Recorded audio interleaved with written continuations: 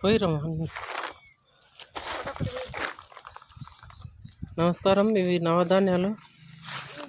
పిల్లలకి పనులు కూడా లేవు, వాళ్ళకి నేర్పించడం జరిగింది ఎట్లా చేయాలనేది.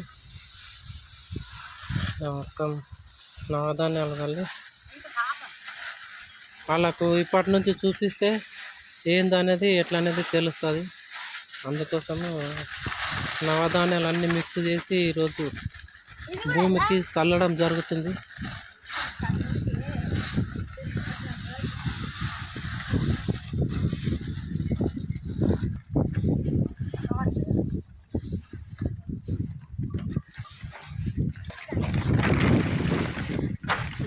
ఈ నవధాన్యాలు మొత్తం అన్నీ కలిసినాయి.